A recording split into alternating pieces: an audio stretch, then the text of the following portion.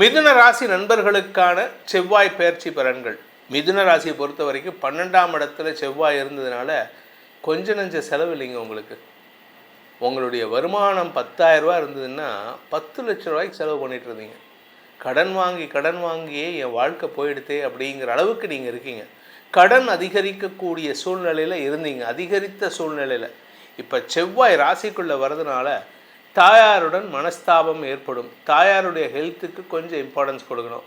ஆனால் அதே சமயம் உங்களுடைய சொத்து சேர்க்கையில் வீடு வாங்கிட்டேன் சார், ஏற்கனவே நீங்கள் சொல்லி வீடு வாங்கிட்டேன் சார் அப்படிங்கிறவங்களுக்கு வீட்டில் புதிய முயற்சிகளில் ஈடுபடுவதற்கான வாய்ப்பு இருக்குது. வீட்டில் எலக்ட்ரானிக்ஸ் பொருட்களை மாற்றுறது, வீட்டில் வசதி வாய்ப்புகளை பெருக்கிறது, வீட்டில் ஒரு ரூமில் ஏசி இருக்குன்னா 2வது ரூமில் ஏசி போடுறது, இல்லை 3வது ரூமில் ஏசி போடுறது, இல்லை ஹாலில் ஏசி போடுறது, அடிஷ்னலாக செலவுகளை ஏற்படுத்தக்கூடிய வகையில் இருக்கும்.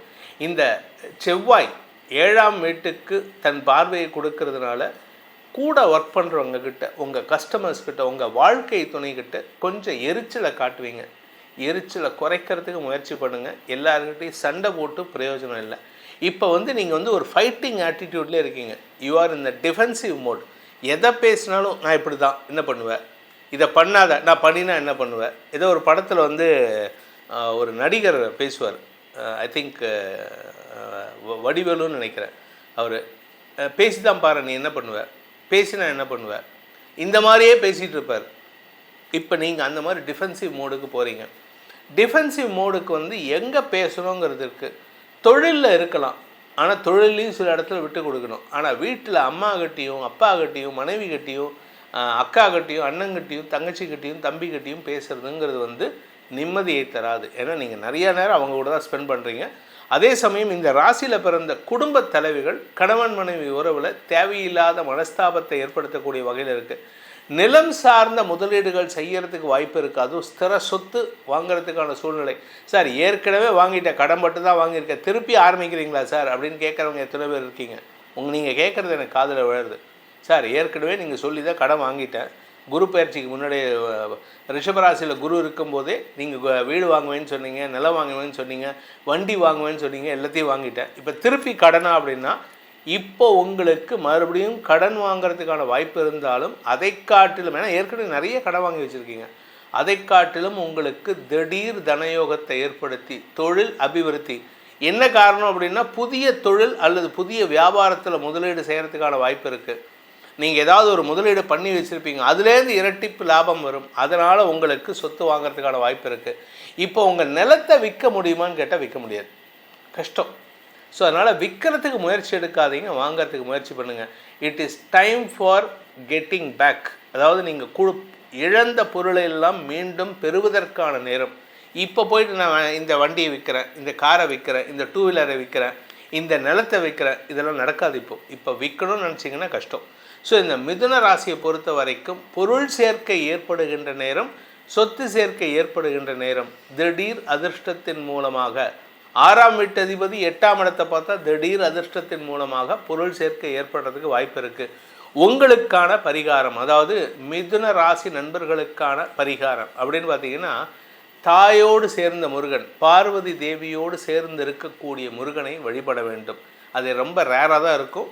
ஆனால் அம்மாவும் அப்பாவும் இருக்க நடுவில் உட்கார்ந்து இருக்கிற சோமாஸ்கந்த மூர்த்தம்னு பேர், அந்த தெய்வத்தையும் வணங்கி வாருங்கள். உங்களுக்கு நிரந்தர வெற்றிகள் ஏற்படும். உலக அளவில் பார்த்திங்கன்னா பெரிய பெரிய பிரச்சனைக்கு காரணம் அப்படின்னு பார்த்திங்கன்னா இந்த செவ்வாய் தான். ஒரு ஜாதகத்தில் செவ்வாய் நீச்சமாக இருந்தாலோ அல்லது உச்சமாக இருந்து வேற்று கிரகங்கள், அதாவது பாதகாதிபதி கிரகங்களால் பார்க்கப்பட்டாலோ அந்த மனுஷனுக்கு தைரியம் குறைவாக இருக்கும். அதே மாதிரி ஆரோக்கியத்திலும் பிரச்சனை ஏற்படும். நரம்பு ரத்தம் சார்ந்த பிரச்சனைகள் வரும். அதனால தான் செவ்வாய் நல்லா இருக்கா பாருங்கள் அப்படின்னு, செவ்வாய் தோஷம் இருக்கா பாருங்கள், செவ்வாய் தோஷம் இருக்கக்கூடாது அந்த மாதிரிலாம். அதாவது செவ்வாய்க்கு சில கிரகங்களின் பார்வை இருந்தால் தோஷம்னு பேர். இப்போ அந்த செவ்வாய் கோச்சார ரீதியாக சில பயிற்சிகள் ஒவ்வொரு வருஷம் ஒவ்வொரு மாதமும் 1.5 மாதத்துக்கு ஒரு தடவை நடக்கும். வருஷத்தில் ஒரு எப்படி பார்த்தீங்கன்னா ஒரு 6லேருந்து 8 தடவை பயிற்சி ஆவார். இந்த கோச்சார ரீதியான செவ்வாய் பயிற்சியில் தான் உலக அளவில் பிரச்சனைகள் வெடிக்கக்கூடிய வகையில் இருக்குது. இப்போ ரீசெண்டாக பார்த்தீங்கன்னா ஜந்தர் மந்தரில் பிரச்சனை, அமெரிக்காவுக்கும் ஈரானுக்கும் பிரச்சனை, இதுக்கெல்லாம் காரணம் அதே மாதிரி ரஷ்யாவுக்கும் உக்ரைனுக்கும் பிரச்சனை. அதெல்லாம் காரணம் என்னன்னு கேட்டால், செவ்வாய் வந்து சனியின் பாதிப்பு, சனியின் சம்பந்தம் ஏற்படுகின்ற பொழுதெல்லாம் இந்த பிரச்சனைகள் வருது. இது இப்போது நடக்கக்கூடிய பிரச்சனைகளுக்கு தீர்வு கிடைக்குமா அப்படின்னு கேட்டால் அதெல்லாம் நிறுத்து போயிடும், அது வேறு விஷயம். ஆனால் எப்போ அது நடக்கும் அப்படின்னு கேட்டால் இந்த செவ்வாய் பயிற்சி நடக்கும்பொழுது தான். அது என்றைக்கு செவ்வாய் பயிற்சி வருது அப்படின்னு பார்த்தீங்கன்னா, ஆகஸ்ட் 2, 2026 இரவு 10:02 செவ்வாய் சனியின் பார்வையில் இருக்கக்கூடிய செவ்வாய் ரிஷபராசியில் இருக்கார். சனி மீனராசியில் இருக்கார், செவ்வாய் ரிஷபராசியில் இருக்கார். இவங்க பார்வை சனியின் 3ஆம் பார்வையில் செவ்வாய் இருக்கார். இந்த செவ்வாய் வந்து ரிஷபராசியிலிருந்து மிதுன ராசிக்கு பயிற்சி ஆகிறார். இது என்னைக்கு அப்படின்னு பார்த்தா ஆகஸ்ட் 2 இரவு 10:02 இந்த பயிற்சி ஏற்படுகின்றது. இந்த பயிற்சி எத்தனை நாளைக்கு அங்கே மிதுன ராசியில் இருப்பார் அப்படின்னு பார்த்தீங்கன்னா, அவர் வந்து செப்டம்பர் 19 வரைக்கும் அந்த மிதுன ராசியில் இருப்பார். அதுக்கப்புறம் தன்னுடைய நீச்சஸ்தானம்னு சொல்லக்கூடிய கடகராசிக்குள்ளே பிரவேசமாகார். ஆனால் இந்த நீச்சஸ்தானத்துக்கு போகிறதுக்கு முன்னாடி இந்த செவ்வாய் பெயர்ச்சிங்கிறது வந்து பெரிய பெரிய பிரச்சனைகளை கூட அப்படியே புஸ்வானமாக போகக்கூடிய வகையில் செஞ்சிடுவார். அதே சமயம் இதெல்லாம் வந்து உலக அளவில் இண்டிவிஜுவல் விஷயங்களில் இப்போ சில பேர் இப்போ பார்த்திங்கன்னா சில பேர்த்துக்கு வந்து மனசுக்குள்ளார ஒரு பயம் இருக்கும், நான் போலீஸில் மாட்டிப்பணும், நான் வந்து என்னோடய எதிரிகளின் தொல்லையில் மாட்டிப்பணும், எனக்கு இஎம்ஐ கட்டலை அதனால் எனக்கு பிரச்சனை வருமோ, லீகல் நோட்டீஸ் வருமோ, இதெல்லாம் நடக்கும் தெரியுமா. இதுக்கெல்லாம் காரணம் இந்த செவ்வாய் தான். இந்த செவ்வாய் ஒழுங்காக இருந்துட்டார், பிரச்சனை இல்லாமல் இருந்துட்டாருன்னா இந்த மாதிரி பிரச்சனைகள் சில பேர் பாருங்கள் அவங்களுக்கு பாஸ்போர்ட் ரெனியூவல், பாஸ்போர்ட் வெரிஃபிகேஷனுக்கு கூட போலீஸ்காரங்க வீட்டுக்கு வரமாட்டாங்க, ஃபோன்லேயே பேசி முடிச்சிருவாங்க. ஏன்னா அவங்களுக்கு செவ்வாய் வந்து சமாதானமான இடத்துல இருப்பார். ஆனால் செவ்வாய் இருக்கக்கூடாத சில இடங்கள் இருக்குது, அந்த இடத்துல இருந்தால் பிரச்சனை தான்.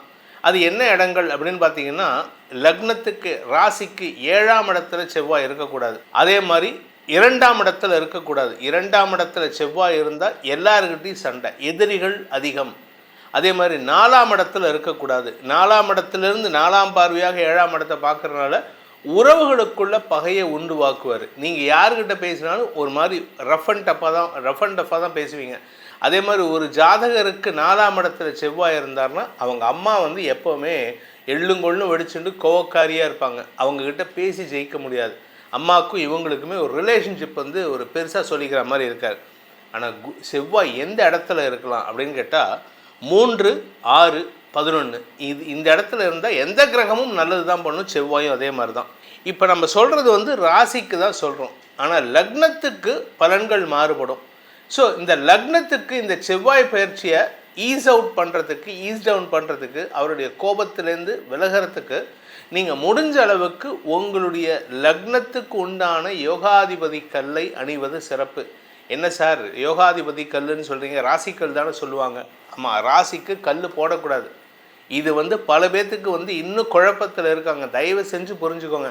ராசிக்கு கல் போட்டிங்கன்னா உங்களுக்கு தேவையில்லாத பிரச்சனைகள் வரும்.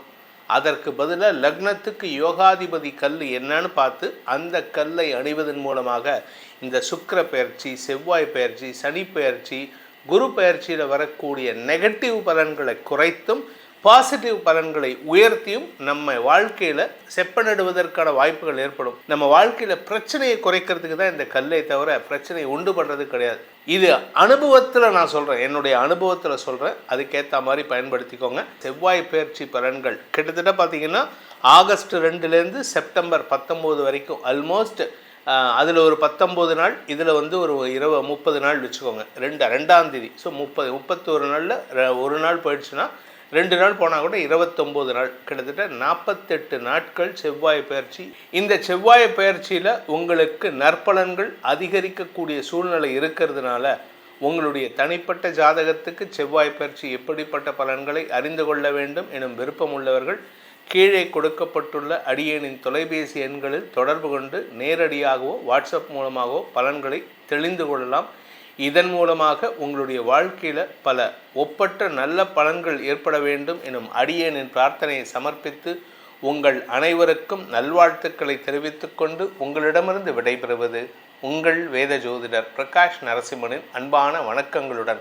நன்றி, வணக்கம்.